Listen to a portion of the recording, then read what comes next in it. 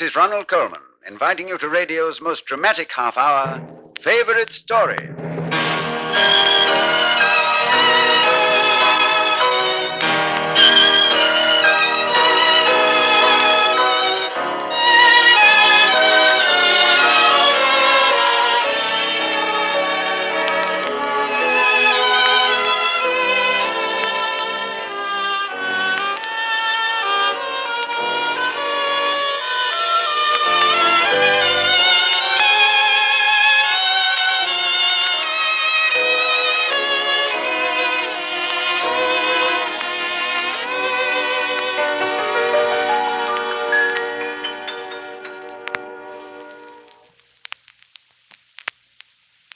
According to that connoisseur of mysteries, Alexander Wolcott, the story we're bringing you in this half hour is the best whodunit ever written. Mr. Russell Krauss, the distinguished playwright, chose it as his favorite story, The Moonstone of Wilkie Collins. In certain parts of India, there are rumors in hushed tones about a certain yellow diamond, larger than the Koh-i-Noor, more perfect than the Cullinan, more richly storied than the Sancy, which once hung about the throat of Queen Elizabeth of England. The earliest known traditions of this gem describe it as gleaming from the forehead of the four-handed Indian goddess of the moon. From its color, which grew and faded in brilliance with the waxing and waning of the moon, it became known as the Moonstone. In a shrine inlaid with precious stones, under a roof supported by pillars of gold, sits the moon goddess, her eyes closed, the ever-wakeful diamond in her forehead, looking out over the bowed heads of worshippers in her temple. The Brahmins say that Vishnu, the preserver, breathed divinity into the moonstone, and whatever mortal shall touch that sinister stone will find disaster and sudden death. Genghis Khan tried to carry the moonstone back to Xanadu, but he died before it reached his caves of ice.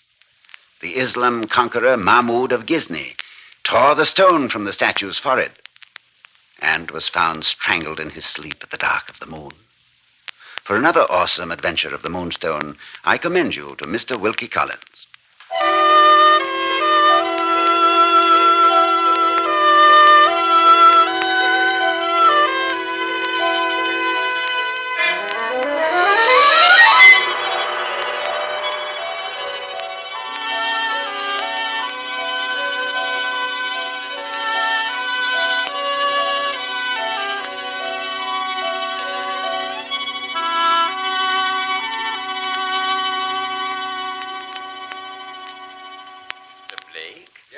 Mr. Franklin Blake. What is it? I must have words with you. You'll have to excuse me. My boat sails in an hour. I have very little time. Oh, Mr. Blake, you have no less time than I, and no more. Here in India, you must have learned that time is as endless as the river Ganges, which cannot be hurried in its course and cannot be stayed. Who are you? Why do you come uninvited to my hotel room? I've come to warn you your life is in great danger. Why? You have offended the goddess of the moon. I have no time for superstitious ravings. Now get out. I have bags to pack. I'm leaving for England. You will die, Franklin Blake. Very well, I shall die. Men do. You and whoever touches it shall be cursed. It will wither you as the frost withers the lotus in the desert night. To touch it is to go mad. To touch what? In the Hindu temple of the moon in the province of Kathiawar sits the granite image of the moon goddess, her forearms stretching toward the four corners of the earth. And for 11 centuries, she has worn in her forehead the moonstone. I know nothing of this. You know nothing of a yellow-white diamond which shimmers with the luster of the Queen of Night? Get out! You do not know that the shrine of Kathiawar has been robbed, desecrated, and the diamond snatched from the forehead of the moon goddess? You accuse me? I accuse no one. But do you imagine, Franklin Blake, that the moon goddess will suffer to lose her moonstone on revenge? Don't prattle to me of moon goddesses. Do you fancy that the priest of Kathiawar will rest until the moonstone again reposes in its sacred shrine? If you do not leave me, I shall ask the hotel authorities to remove you forcibly. I shall go. Have a pleasant voyage to England, Mr. Blake. For I promise you, it is a voyage to disaster.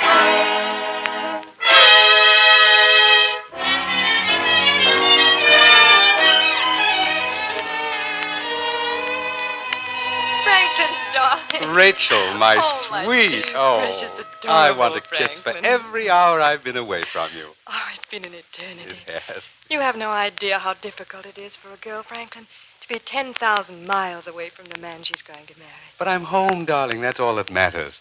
We'll publish the banns immediately. And in a month, the Church of England will miraculously transform Miss Rachel Verinder into Mrs. Franklin Blake. Now you must tell me what's in the boxes. Presents for the loveliest young lady in the British Empire. Here, this one's from me. Oh, it has the scent of India about it. Oh, Franklin, it's precious. It's a good luck Buddha. Rub his tummy, and he'll bring you the best luck in the world. Guaranteed? So the natives say. Oh, thank you, dear. I shall treasure this always. What's in the little black box? I don't know. It's from your great-uncle Jonathan. Uncle Jonathan? But he's been dead for 3 years. Well, his solicitor in Calcutta said I must deliver this to you. How odd. And he warned me to take particularly good care of it, so I didn't trust it with my trunks. I kept it with my personal things. From Uncle Jonathan. Whatever could it... Good Lord. Can it be real? I don't know. I've never seen a diamond so yellow. See how it glitters in the candlelight. I had no idea I was carrying anything so priceless. Oh, it must be worth a fortune. Wait, there's a note. What does it say? It's from Uncle Jonathan. It must have been written just before he died. To my dearest Rachel, I bequeath my love and the Moonstone. The Moonstone? What was that? Oh, my little good luck Buddha. It's split in two.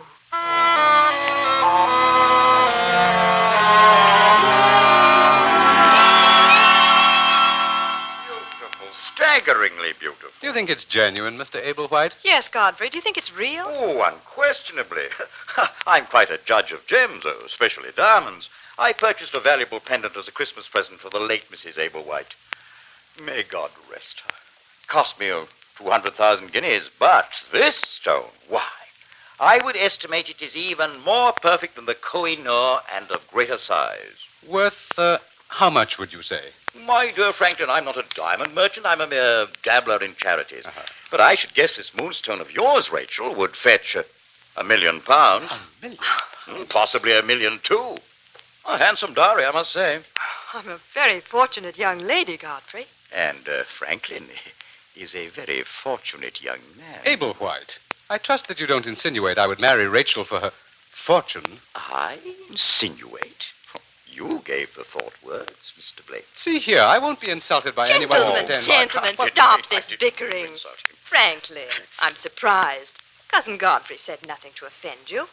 Now shake hands and say you're sorry. I'm sorry. Forgive me, Ablewhite.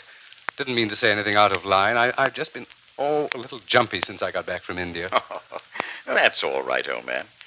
Well, I'll say good night. Good night, Cousin Godfrey. Have to get some sleep, you know. That's what you need, Blake. Sleep. Sleep. Oh. Poor Franklin. What's the matter with you? Oh, nothing but India fever, darling. A few more weeks of bracing English air, a few more weeks of being with you, and I'll be myself again. But I've had the most dreadful time sleeping. I promise you shall sleep tonight. Oh, if I only could. Rosanna! Rosanna! Yes, Miss Rachel? Will you bring a packet of sleeping powders for Mr. Blake? For Mr. Blake? If you'd be so kind. Oh, yes, sir. Yes, sir. Strange child. Is she new to the household? No, Franklin. Don't you remember her? Before you went away to India. Little Rosanna? Oh, she's quite grown up now. Quite. Now, darling, where are you going to keep the Moonstone? I don't know. In my jewel casket, I suppose. Oh, but you mustn't. Well, why not? Or would you leave £1 million where any servant girl could pop it under her apron while she dusted your room? Well, would you have me lock it up in a safe? Naturally. Oh, how distrustful you are, my dear. This is not a hotel. No one's going to run off with my diamond. But a little caution, Rachel, after all. Why are you so concerned about the Moonstone, Franklin? It's mine, darling, not yours. Well, Mr. Blake, Oh, the sleeping powders, Franklin. oh, thank you. here you are, sir. Why, Rosanna, how your hand is shaking. Oh, it's nothing. I'm quite all right. Forgive me, sir. Forgive me, Mr. Blake. Well, what's wrong with her? Don't you recognize the symptoms, my dear?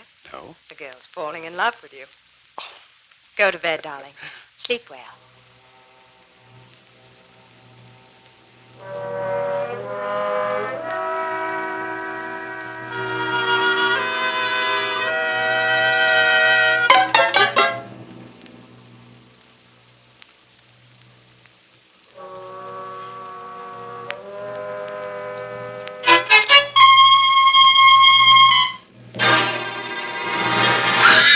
Good Lord! What's that? What on earth is... What would a servant girl be doing prowling about there this time of night? Good heavens, what's wrong here? What time is it? Past 3 a.m., Blake. Godfrey saw Rosanna on the stairs, so he wakened the whole house. Well, perhaps she was sleepwalking. Were you sleepwalking, child? I hardly think so, Blake, because I saw her coming out of your bedroom. What? I've been sound asleep, had a heavy dosage of sleeping powders. I would have... Good Lord, the Moonstone. Where did you put it, Rachel? You know where I put it. Your jewel casket. Quick! We must find out if it's still there. Now, Franklin, don't go in my room. I must. Darling, if your diamond has been stolen, Good Lord. What is it, Blake? Look in the jewel casket. I know. The Moonstone is gone.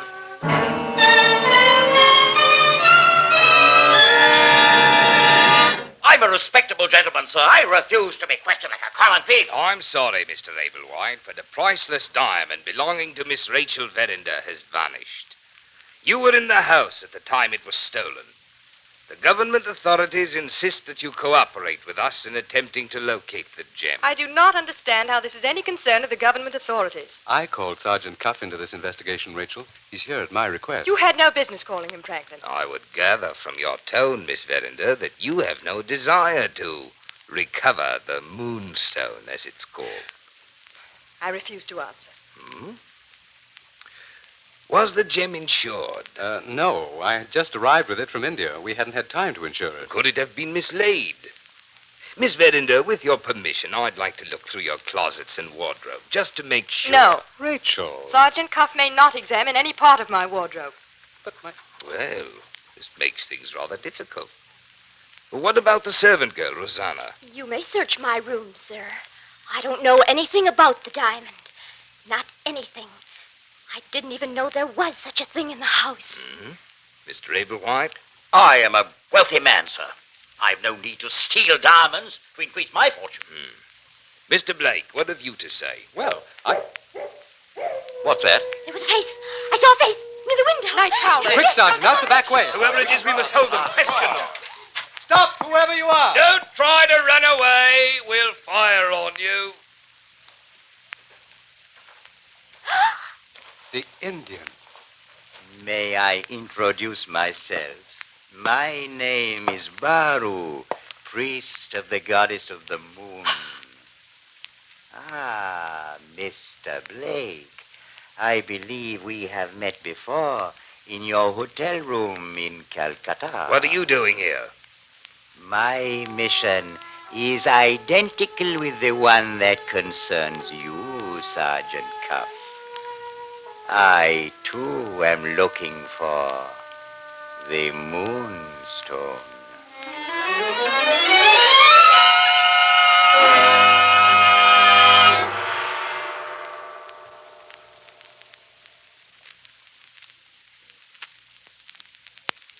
Whenever a jewel disappears, there you have a story. Whether it happens in the Daily News, a novel by your bedside, or on this program. A gem belonging to Miss Rachel Verinder, the Moonstone, has vanished, and the eminent Sergeant Cuff of Scotland Yard is on the trail of the famous diamond. We bring you Act Two of Mr. Russell Krause's favorite story, The Moonstone.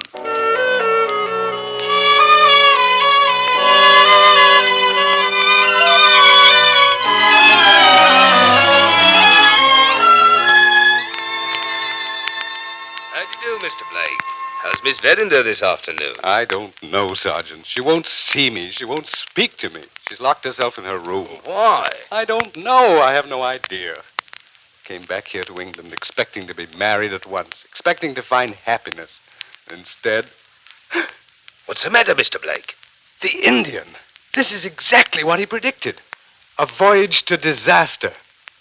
Where is he? Do you have him in custody, Sergeant? Our Indian friend, of course not. But don't you suspect him of the robbery? Oh, I suspect everyone, Mr. Blake. I can't throw every suspect into prison.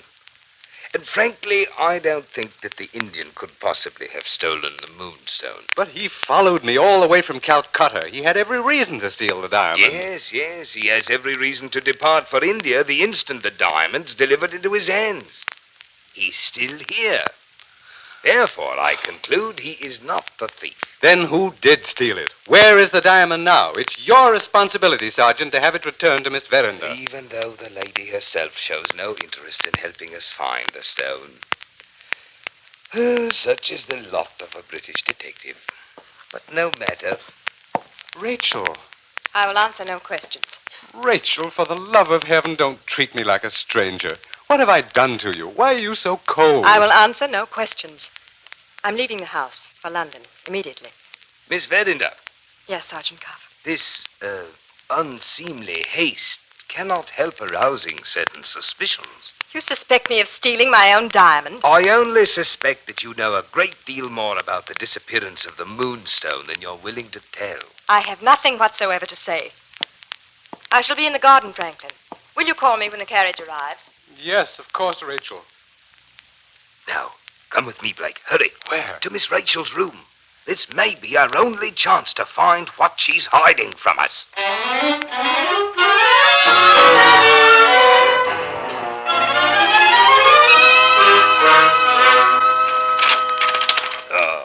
Locked. Of course it's locked. Rosanna. Miss Verinder's things are all packed and ready to be taken to London. Rosanna, we must find Miss Rachel's diamond. You have a key to your mistress's room, haven't you? But you can't have it.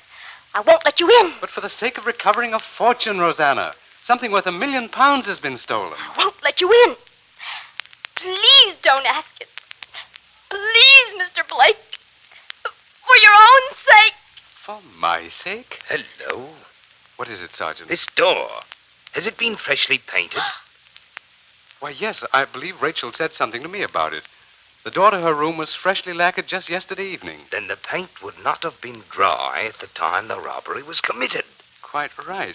This sort of lacquer takes about 12 hours to set, I believe. And this paint smear by the edge of the door may very well have been made by the person who stole the Moonstone from Miss Verinder's jewel case. No, don't listen to him, Mr. Blake. He's talking nonsense. Quiet, Rosanna. Why, you're quite right, Sergeant. The paint is smeared. And if we can find a garment with a paint smear on it, the chances are excellent that the owner of that garment is the person who stole the Moonstone. Rosanna, come back! Stop her! Don't let her get away! Rosanna! Oh, you're hurting me. What do you know about this? Tell me. Don't threaten her, Blake. Get the keys from her if she has them. No, I beg you, Mr. Blake. Don't go into Miss Rachel's room. Give me those keys. There you are, Sergeant. Here's her luggage. Let's go through it together, quickly. All right. Well, there doesn't seem to be anything here. Keep looking in the other bags. Look for a garment with a brown paint smear on it. Ah, here's something. No, That's please. what she's been hiding. A dressing gown. Uh-huh. The paint smear seems to match. Are there any initials on it? F.B. Sergeant Cuff. This dressing gown belongs to me.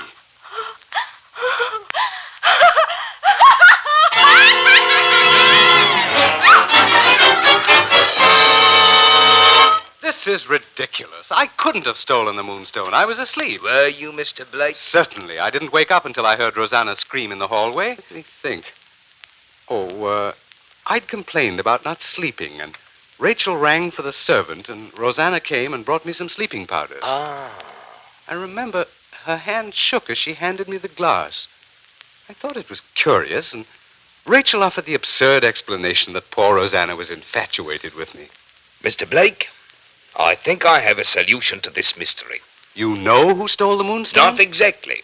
But I have a plan which may tell us how the diamond disappeared.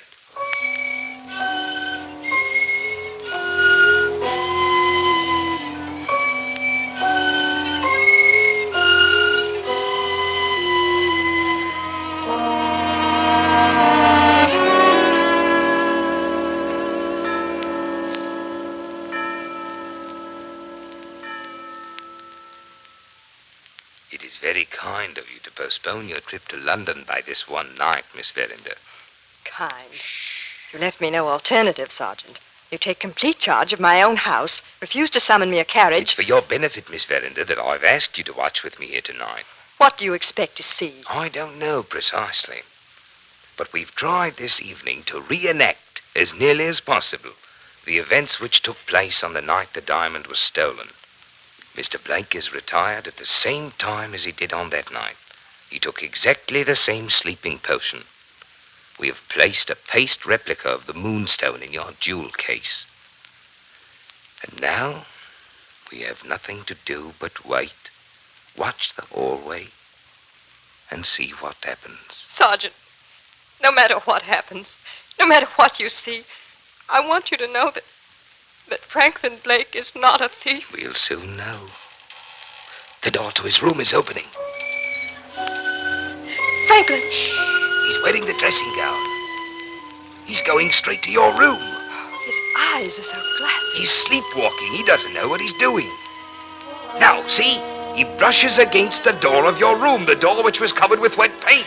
He'll take the diamond out of the jewel box, just as he did before. You saw him steal it then, the night the Moonstone disappeared?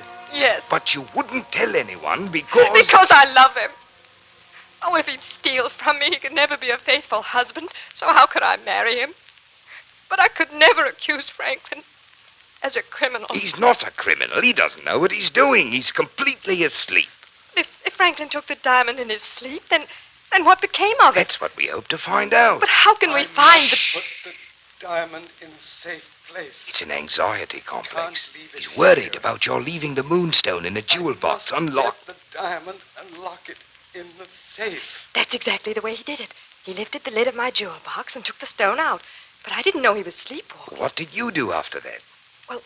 I noticed the paint smear on the door, and I knew Franklin's dressing gown must have done it. I knew this would incriminate him, and so I called my maidservant. Rosanna? Yes. She went into Franklin's room and took his dressing gown, and I hid it among my things. And Abel White saw Rosanna leaving Blake's room. But where was Abel White? Abel White. Cousin Godfrey. Where are you? You were here before. Godfrey?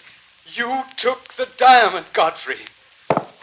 He's dropped it. Just as he did before. Only Abel White was there to snatch it away. But why would Cousin Godfrey steal my diamond? Why? Because he was desperate for money. His philanthropies were just a cover-up, Miss Verinder, the whitewash for his financial manipulations. He'd suffered bad reverses. He was seriously in debt. He was in the hall that night, waiting to steal the gem himself, when Blake became his unknowing accomplice.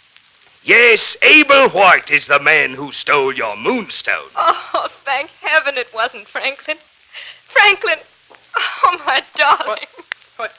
Oh. What is... I don't understand. What am I doing here? You've been sleepwalking, Mr. Blake. I have? Oh, Franklin, darling. And I thought you had stolen my diamond.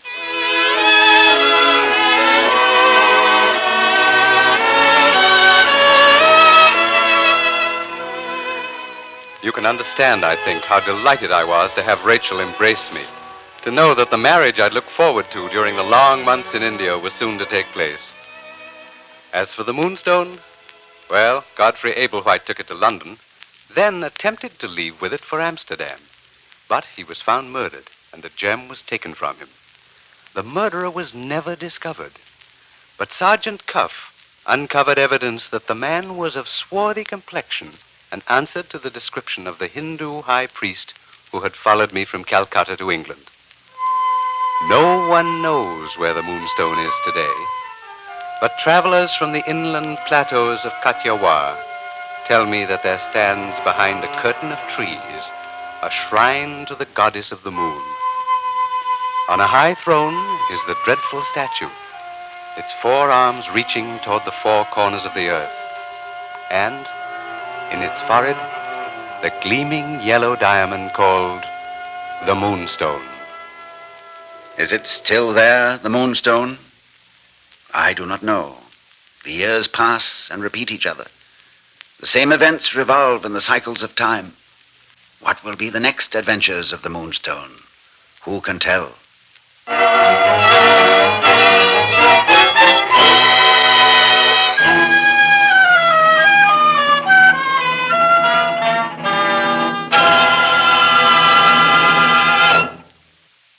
You've been listening to The Moonstone by Wilkie Collins, the favorite story of Mr. Russell Krauss. Sergeant Cuff was a versatile young man from Chicago named Marvin Miller, and from Weems, Scotland, equally versatile, came Thomas Freeburn Smith, who played Franklin Blake. We all hope you enjoyed our favorite story production of The Moonstone. If you dial this way next week, you'll hear Jane Austen's touching and amusing story about how a mother succeeded in marrying off a house full of daughters. Pride and Prejudice, the favorite story choice of the famous American artist and scenic designer, Mr. Oliver Smith. We hope you'll be listening.